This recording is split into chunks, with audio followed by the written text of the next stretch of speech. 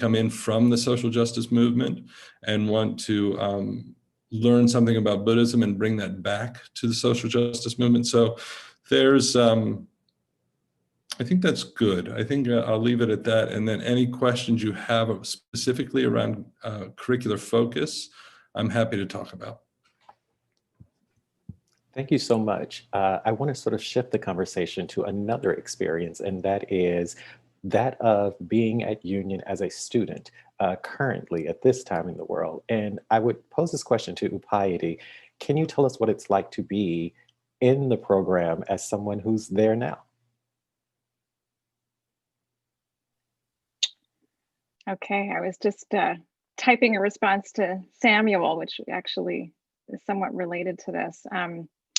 What I will say is that it's a tricky thing. I can't speak in general, right? I can only speak from my own experience. And I think what's really quite remarkable about Union is actually the diversity on so many levels of the student body. So each one of us is going to have a unique experience just by virtue also of who we are and what we bring to the mix. I think one of the things I find really valuable is precisely that it is a seminary, and it might be worth thinking through that for those that are on this call, considering options and choices they may have.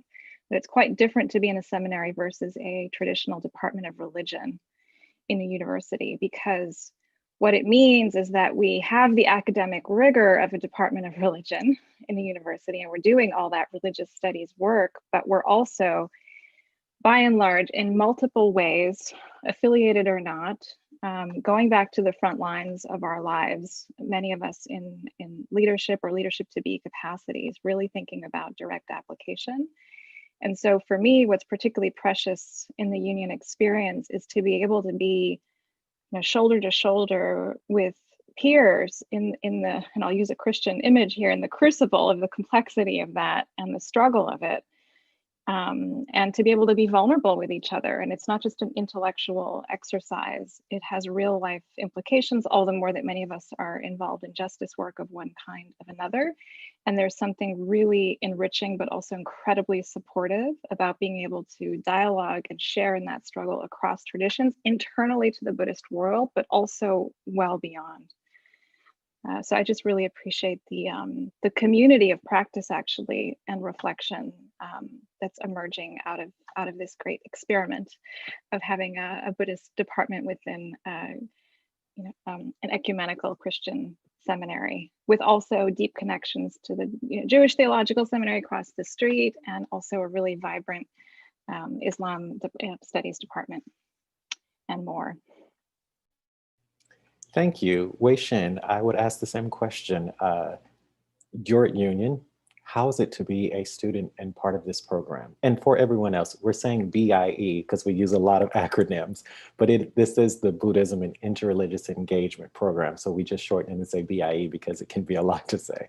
So Wei Shin, can you tell us what your experience is like? Yeah, I mean, it's so much has shifted as in 2020, I think we all know. I think before this year, it was a very deep dive. I mean, I think something similar to what Upayati said. There is a level of academic rigor and, I would say, spiritual emotional rigor that is quite present and alive at Union. In many ways, it is a Union is historically has been a Christian seminary, and given the recent shift to a much more interreligious element, there is a great deal of a connection, dialogue, and also of, in many ways, like challenges to one's own spiritual and religious worldview. So if that is something that is exciting to you, to be bumping up against your own worldview in relationship to other people's worldview, Union is a very exciting place to be. And with that, there is a level of just complexity around studying something, for me, that I have certain views and beliefs And then in the studying of the texts and the studying of history and the studying of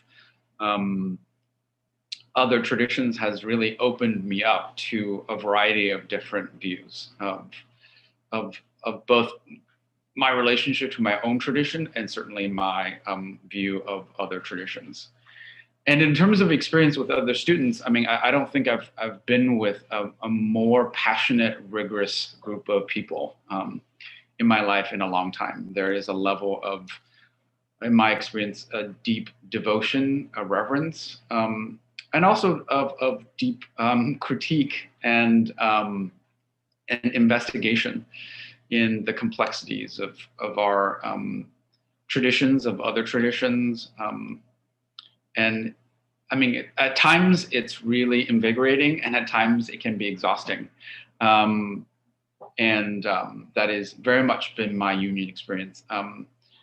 I wish I can speak to the experience that Upaidi is having. I have, this is the year that I switched to the Columbia School of Social Work, and it's been a different experience, but I'd imagine the online component has shifted everyone's experience. So that's, for me, has been difficult, to be honest, in terms of being online versus being able to have those informal conversations after class with peers and faculty. I think for me, it's been helpful to use other online and social media platforms to connect with folks. Thank you so much, Wei Shen. One more perspective we haven't heard from is the post-union perspective. And I'm speaking directly to Jeffrey. You've been through the program. You are now looking in the rear view and operating. And many times students say, okay, but what happens after union? What do I do? What can I do? Can you just tell us a little bit about your experience and how the program has played a part in your daily walk now? Yeah, sure. I was pretty clear when I came into union that I wanted to work in chaplaincy in some form in the world. So that was the focus of my field work was hospice. And then I went into the hospital after union. And for those of you who are familiar with doing chaplaincy work, the pedagogy that's used is called CPE, Clinical Pastoral Education.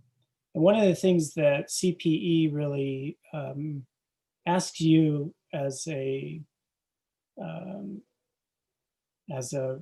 caregiver to do is to really articulate the ways that your tradition specifically informs the care that you give. And so the classes that I took at Union really, really gave me an incredible foundation to be able to start to talk about the ways that Buddhist practice, which felt very much in my body and I had a lot of faith in as a practice, this gave me the ability to articulate it across the table to my peers and the people I trained with, which was at the Jewish Theological Seminary, in a way that was clear and really helped to connect the dots between what my experience was, why I was doing the sort of caregiving I was doing, what felt important to me, and how that was informed by my tradition. And I don't know if I would have been able to do that if I hadn't taken the classes that I did at Union. Union really gave me the, as Upaidi was saying, the sort of academic rigor piece, the really more systematic learning of Buddhism that then I was able to carry actually into the world and utilize, but also articulate. So for those of you who are interested in chaplaincy, it becomes incredibly important to say, to speak of the themes, the doctrine, the stories from your tradition that resonate with you and help you to give better care. And also, as Paidi and Peace mentioned, the interreligious aspect also became really helpful in that process, because I was also able to call upon stories or concepts within the Jewish tradition or within the Christian tradition that I felt really resonated with me, or I saw some could be put in dialogue with Buddhism. And I'm not sure any of that would really been possible if I hadn't done the rigorous study that I undertook at Union. And also the last bit I'll say is in the role in my Sangha, I teach classes, I co-lead classes on different aspects of the Dharma, from meditation classes for beginners to currently a class on Yogacara teachings. And the study that I did at Union really just amplified my ability to be able to, I feel like, speak clearly and broaden my understanding of the tradition, allows me to call upon things that are even outside of the Zen tradition, which I practice in, and pull from the early Pali texts or pull from the Tibetan tradition. And it's just, as I've been gone from Union a little over a year now, and I feel that I'm beginning to really, the impact of all of that study is really starting to sink in, and I feel like I'm in a really great place to continue my own study of the Dharma now. I have a really solid foundation and know how to bring that into my pastoral care as well. Thank you. Before we move into questions, I just have a question for Professor Snyder, and then I'll ask the same question of peace. Why Union? Why this program at Union? Like, why would I come to Union? Why is this program here? I mean, pick either one of them, but really the question is, why Union? I think a lot of the why Union's been mentioned, but I'll just maybe bracket it. There's a way that social justice and Buddhism comes together. First of all, there's 180 plus year history of Union that creates the kind of base for cooking a person, getting cooked when you're in this situation, right? You come in and the seminary cooks you a bit. And what's there before is going to affect what happens. And in this case, you're coming into a community which many people have recognized that are people who are in solidarity with each other as people who are interested in changing the world, that they're interested in social transformation, that they're interested in looking at oppression and marginalization, at economic inequity, at issues in the world that are harmful systemically. And that is just in the water. And so whether we're going into a situation where we're going to be working in hospice, whether we're going back into a movement, whether we're going to be working in prisons, we've gone through this understanding that it is possible to be in solidarity with each other in a way that changes the world. And Buddhism, putting Buddhism in an interreligious context, and again, this has been mentioned too, is that if you're a Buddhist leader, if you're Buddhist clergy, or whatever you are in your Buddhist community, it is an interreligious world. And it isn't just about knowing a little bit about another religion. It's about actually having friendships, colleagues, being able to step into the perspective of those other religions, having heart-to-heart transmissions with those people in ways that you're feeling their world and they're feeling your world. And spending 3 years in this particular mix of social justice, interreligious engagement, contemplative studies, Buddhist practice, studying Buddhist thought, this just creates a world where I see the students, and we have enough now the students come out of the other side of that and they have a particular flavor. And they have a particular way of being in the world. And that way of being in the world is being turned toward the world. And toward the world in such a way that we cannot ignore the suffering that comes from the structures and institutions of our world. And Buddhism can always use a little bit of that, so that we don't turn a little too far the other direction into our own contemplative and meditative lives. So I think in that way, union's good medicine for Buddhism. I think Buddhism's good medicine for union. And it's good to be in that mix. So. Thank you, very well said. I hate to do this with peace. Well, I really don't have much to add to that. Really, all of what was shared really, I think, gives a flavor of the uniqueness of union.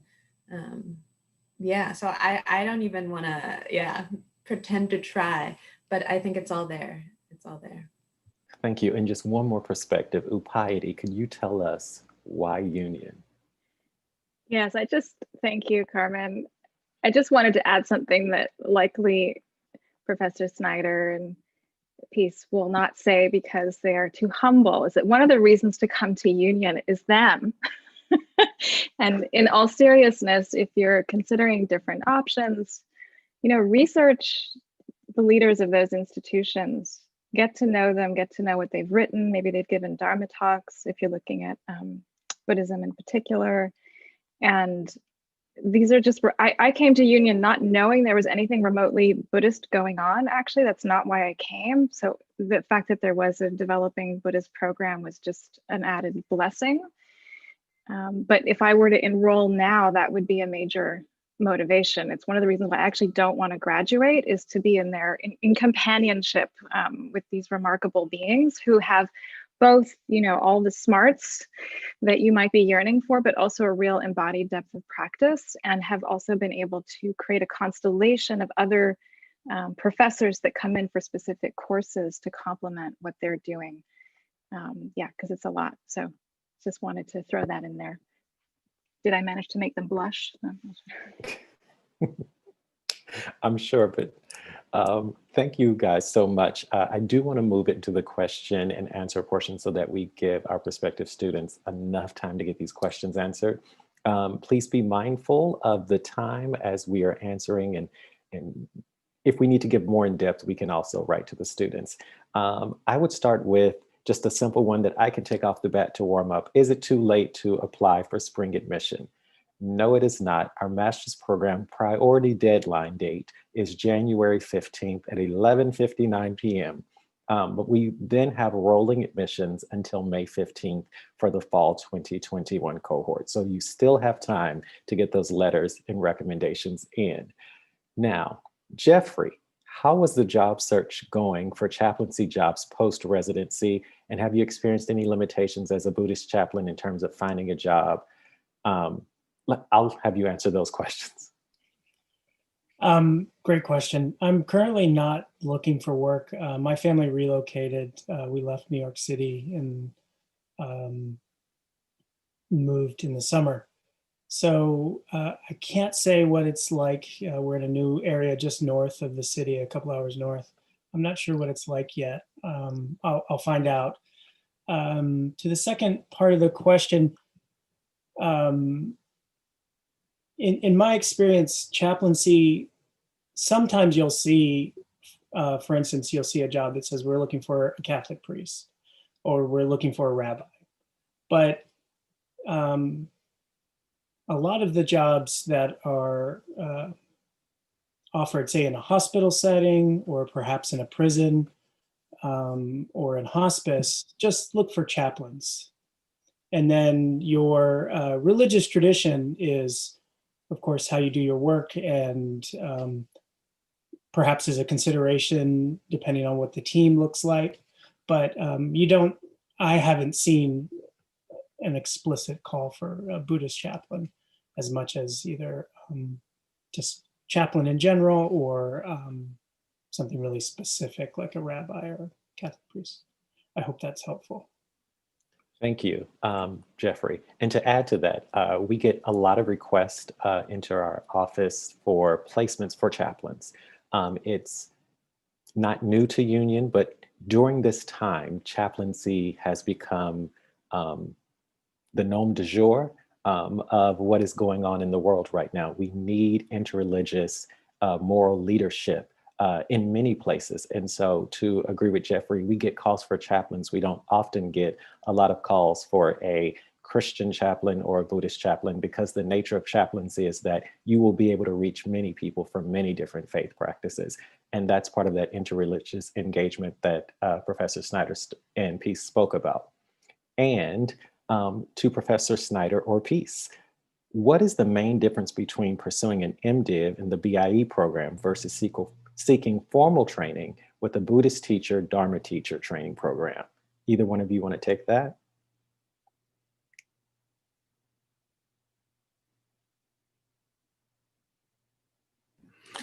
I can address that. I don't know if it's, there are a few big items, which is, you know, an MDiv being trained. There are aspects to being trained in chaplaincy that that simply don't exist in a lot of Dharma training programs.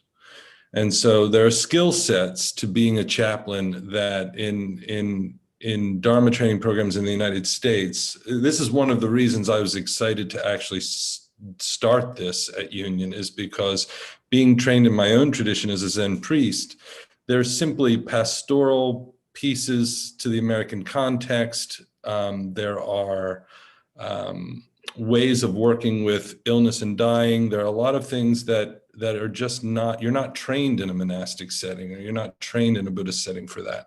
So I think that, I think that's one piece that's really important. And then every tradition does fairly different things in terms of what their training is. So it's very hard to say, this is what a chaplaincy training program is against Buddhist Dharma training, because you would really have to you would have to look at your own tradition, or if you're not in a tradition, you would have to look at what those traditions are doing. The other thing is, we're talking about a 3-year program that's training you to be a chaplain against, in my situation, you know, and for the Zen students, you can be looking at a couple of decades of training. So it's just a very different idea of what training is and what you're being trained for. So that's what I would offer there. Thank you. This question is for Wei Shin. This student is interested in the dual degree program with Hunter. Can you share more about your experience in the dual degree program? Yes.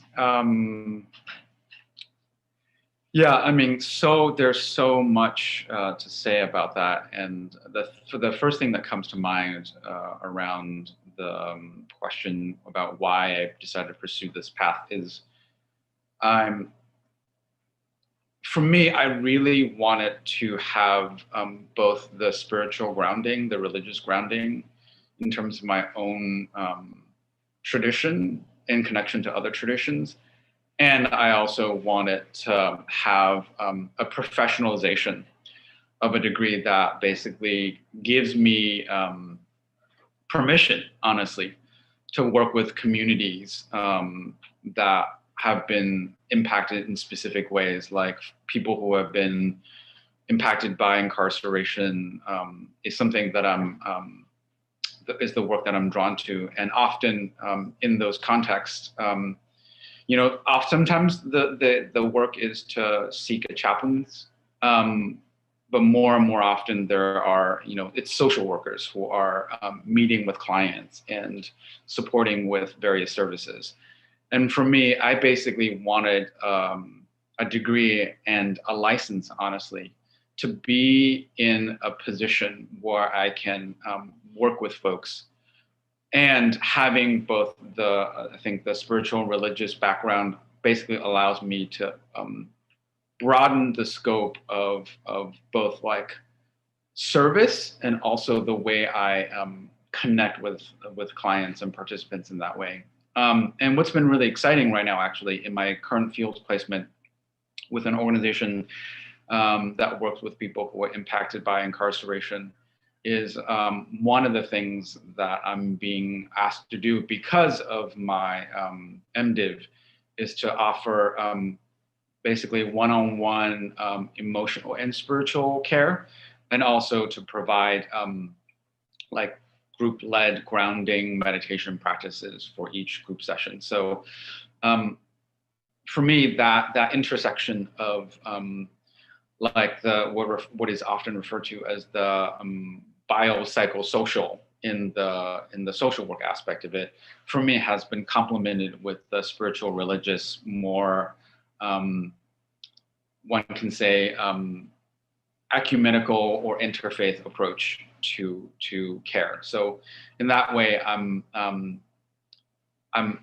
just attracted to having sort of a multiple set of ways of supporting folks. So that's the main reason why I pursue the dual degree. Thank you. This is a two-part. I'll take the first part. Have you previously received someone from Africa? Union has several students who are from the continent of Africa. We have an immersion program that will begin post-COVID with West Africa, Senegal, the University Gaston Berger. There will be an exchange program for students to come back and forth. We have some doctoral students here now, as well as some undergrads. So the short answer to that long answer is yes. And I would post this to Peace or Greg. What is Union looking for in a potential student? We get this question all the time. Would either of you like to take it? Sure. I'll field this one and feel free to add on, Professor Snyder, if I've missed anything. There is no one thing that we're looking for. We're really looking for a student's motivation for entering the program, what they feel they would like to do on the other side of a degree program, who they are, and of course, the kind of the typical kind of academic things we trust will move through the process, and we are not the ones making the decision, but really we're looking at a holistic piece of who you are and what you would like to gain here, seeing if you would be a good fit for both deepening in your personal spiritual formation as well as the ways that you move outwardly in relationship to the world. Thank you. How much of the curriculum is online? During this pandemic, we are 100% online. And how does the current COVID crisis affect residency requirements? Either of you would like to take? Yeah, well, because we're 100% online, because the school is taking the precautions to keep everyone safe, there is no residency requirement, so to speak, because there are students, BIE students living in California right now as they engage with classes online. But once we are back in person in a safe way, the expectation is that, yeah, students are fully residential while pursuing their degree. Thank you. Do you have Indigenous teachers and students from Pacific and North American communities, either within the Buddhist tradition or any other faith traditions at Union? I'll have you guys speak for the Buddhist traditions. I think I have a question about what you're meaning by Indigenous in that question. Are you meaning, are there people within the Buddhist tradition for whom Buddhism is their indigenous practice? In other words, it's associated with their birth communities in Asia? If that's the case, the answer is yes, we have some. As students, as teachers, not at this time. We have had, in terms of Indigenous teachers in North America, Native American Indigenous teachers, we have had them in Union come in as visiting professors. I don't know that they're, especially through Karanagore and Earth Ethics Center, but I'm not, I think their term ended just little while ago. So I'm not sure what the situation is there now. That's the best of my knowledge. Carmen, you and Peace, you may know more. Yes, go ahead, Peace. Yeah, I guess the only thing I would add, right, in the ambiguity of the question of Indigenous is including Latinx professors, of which there are. Yes. Yes. Thank you so much.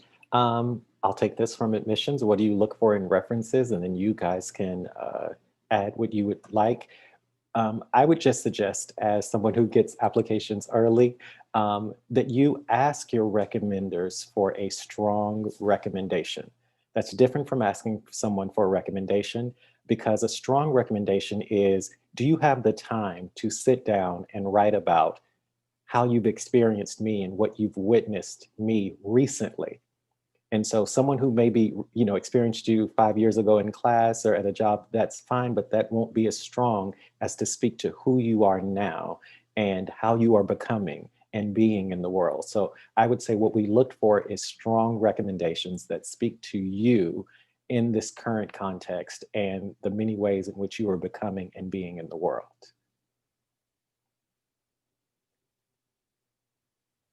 The only thing that I'll add is folks usually have academic references, and that's good. We need academic references. If and not, I understand this is not the case for everyone, so don't be discouraged by what I'm about to say. But if you are practicing within a tradition, if you have a practice within a temple or a community, and there's somebody who knows you and that you've worked with in that context, that's always a helpful recommendation to have, so that we have a sense of what your Buddhist practice is and who you are in that context, understanding that that's not true for everybody who's applying to the program. So, thank you. And this is also a question we get all the time. I am 61 years old. Is it too late for an Mdiv program? no. Absolutely not. We have people who are, how old? We have somebody who just started BIE who is older than 61. She might be close to 70. And she just sees it as the most recent shift in her vocation and where she needs to go. In her life, she sees herself as working in hospice for going forward. So I would say no. If this is the moment in your life where you feel moved, to use our language, if your karma is turning you toward this at this time, who are we to argue with the universe?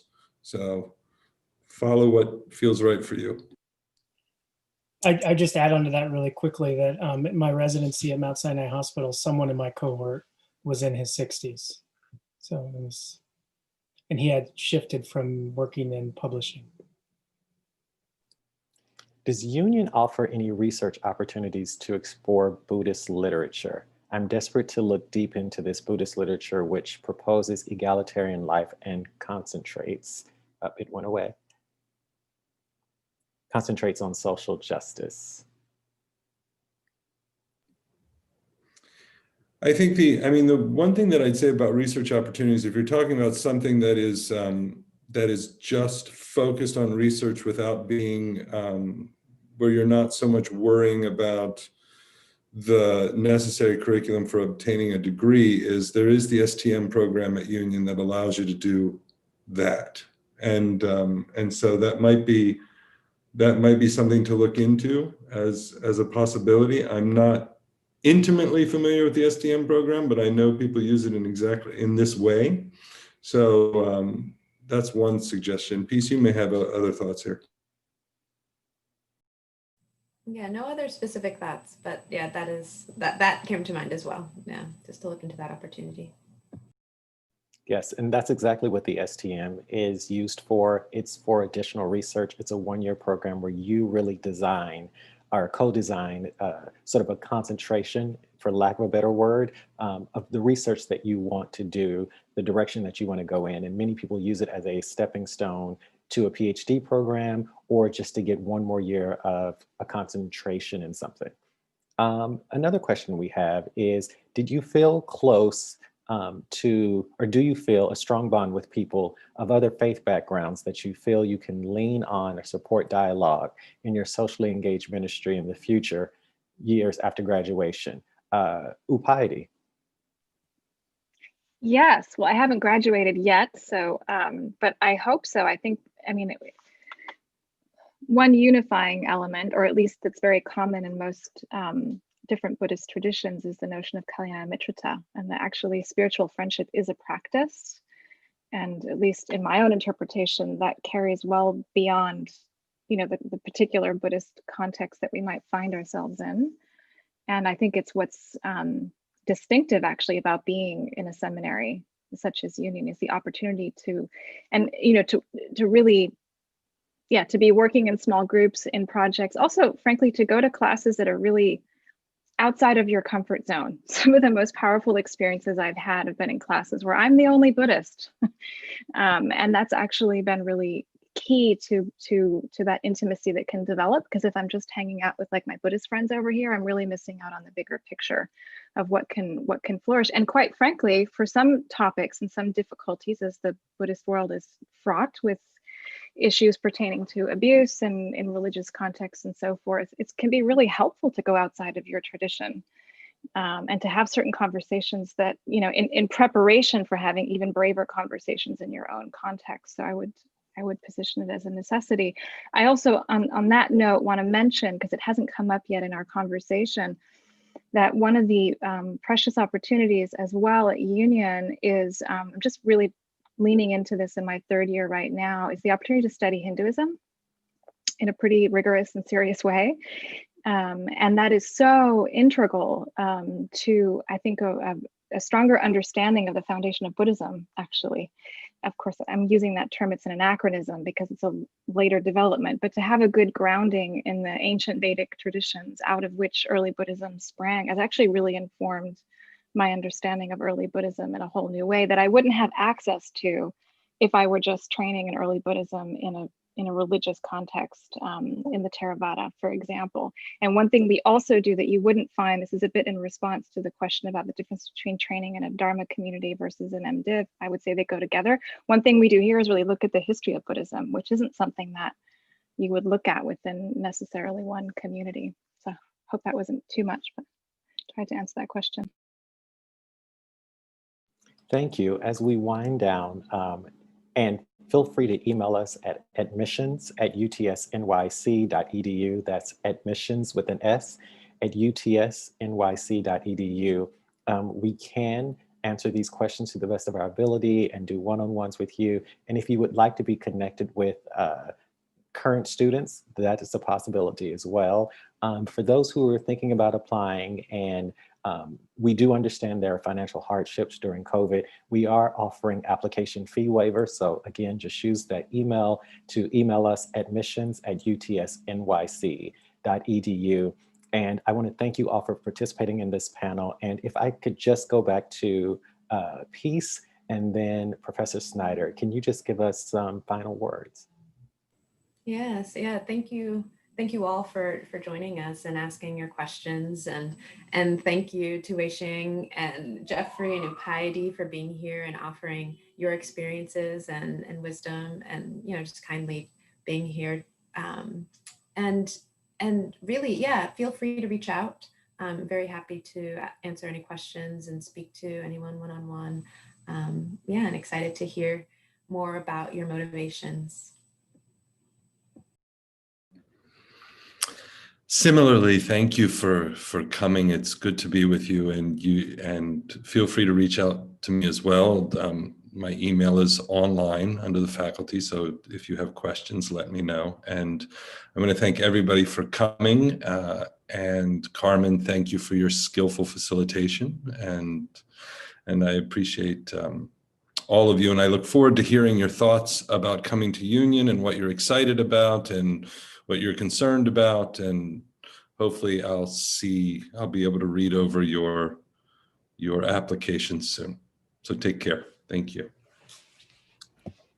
Thank you all again. I am Carmen Michael Smith here in the admissions department, and I just want to say that we have thoroughly enjoyed you, to all of our panelists, to all of your insights, and to all of you for attending. Thank you for attending the Buddhist and Interreligious Engagement webinar here at Union Theological Seminary. Have a great day.